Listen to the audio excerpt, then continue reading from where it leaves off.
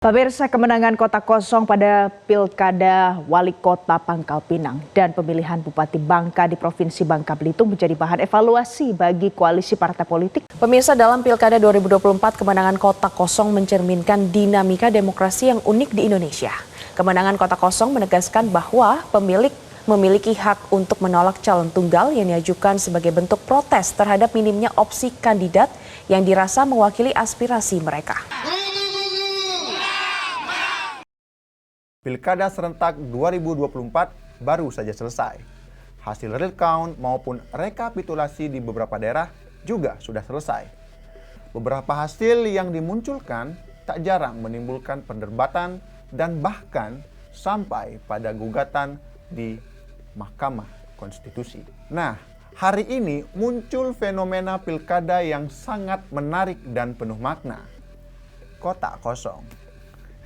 Hari ini nampaknya kotak kosong bukan hanya sekedar opsi tambahan, tapi justru menjadi pemenang pilkada di suatu daerah. Unik ya? Nah, ini mengingatkan saya kepada pepatah yang mengatakan tong kosong nyaring bunyinya.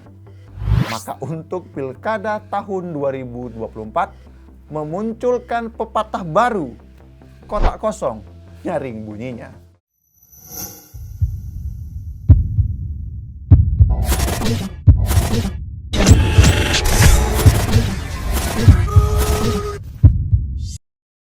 Bagaimana tidak?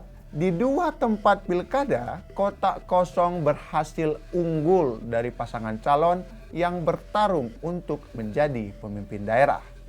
Bayangkan, kotak kosong bisa menumbangkan pasangan calon yang mungkin telah bersusah payah kampanye sana-sini dengan biaya yang tentu tidak sedikit. Nah, sebelumnya seperti yang kita ketahui, dari 545 daerah yang menggelar pilkada, setidaknya ada sekitar 37 pasangan calon tunggal yang harus berhadapan dengan kotak kosong. Jumlah ini bukan sekedar angka biasa, tetapi menjadi angka tertinggi sejak tahun 2015. Tahun itu menjadi tonggak perubahan setelah Mahkamah Konstitusi menyetujui bahwa pilkada tetap bisa dilaksanakan meskipun hanya ada satu pasangan calon. Sebagai konsekuensinya, disediakan kotak kosong sebagai pilihan alternatif bagi rakyat. Tetapi yang lebih mencengangkan adalah hasilnya. Berdasarkan hasil real count sementara di dua daerah, yakni Kabupaten Bangka dan Kota Pangkal Pinang di Provinsi Bangka Belitung, kotak kosong berhasil keluar sebagai pemenang. Bahkan kemenangannya tidak tipis. Di Kabupaten Bangka misalnya, pasangan petahana hanya mampu meraih 42,75% suara. Sementara kotak kosong unggul telak dengan 57,25% suara. Lain halnya di Pangkal Pinang, situasi serupa juga terjadi. Kotak kosong memimpin dengan mengumpulkan raihan suara sekitar 57,98%, jauh di atas pasangan calon tunggal. Kemudian, berdasarkan pengumuman rekapitulasi KPU Kota Pangkal Pinang, hasil pemilihan wali kota dan wakil wali kota Pangkal Pinang menunjukkan suara kotak kosong unggul telak. Hal itu sesuai dengan rapat pleno terbuka rekapitulasi hasil perhitungan suara yang digelar pada Rabu 4 Desember lalu. Berdasarkan berita acara dan sertifikat rekapitulasi model D yang telah ditetapkan, kotak kosong memperoleh sebanyak 48.528 suara. Sedangkan calon Maulan Aklil dan Mas Agus Hakim hanya memperoleh 35.177 suara. Fenomena ini tentu perlu kita cermati secara lebih mendalam. Soalnya, ini bukan hanya sekedar angka atau tren biasa.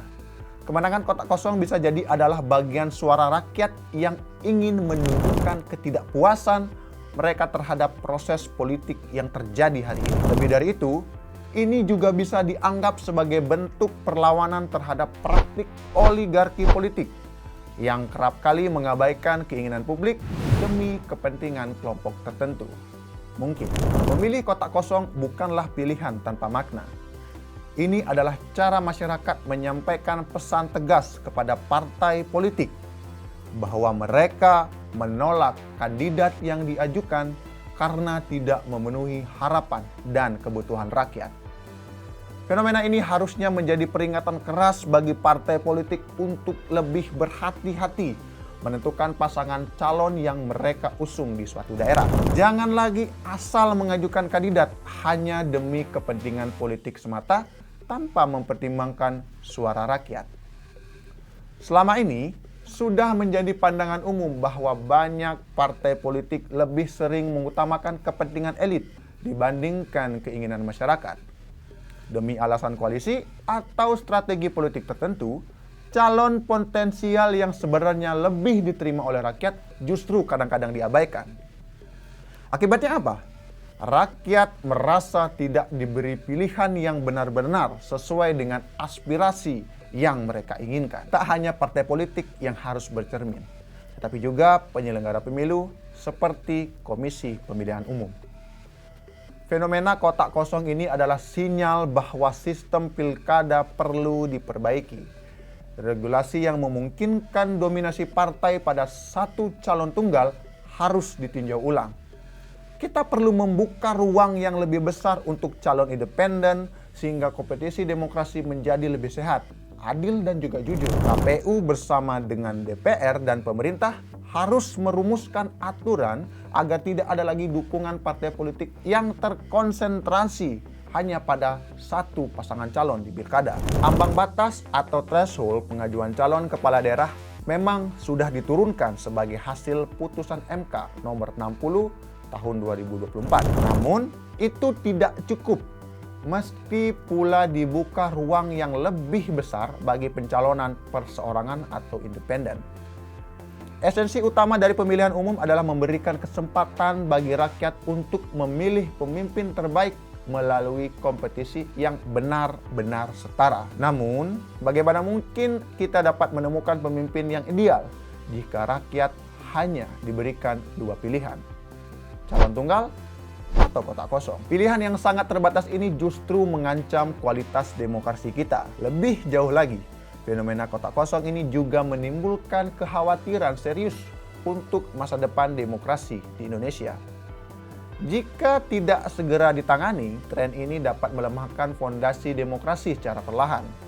Demokrasi yang selama ini diperjuangkan dengan penuh pengorbanan bisa saja runtuh hanya karena kurangnya alternatif pilihan untuk rakyat. Inilah saatnya kita berbenah, karena demokrasi bukan hanya soal sistem, tetapi soal kepercayaan dari rakyat. Dan suara rakyat, meski dalam bentuk kotak kosong, bisa jadi sebuah manifestasi sinyal paling jujur dari keinginan mereka untuk perubahan. Dan mungkin itulah yang menjadi sinyal kenapa kotak kosong bisa mengalahkan seorang pasangan calon, bahkan calon petahana. Bagaimana menurut kawan-kawan Gemapos? Apakah fenomena kotak kosong ini menjadi alarm bahwasanya demokrasi kita sedang tidak baik-baik saja? Tulis jawaban teman-teman di kolom komentar. Sampai jumpa.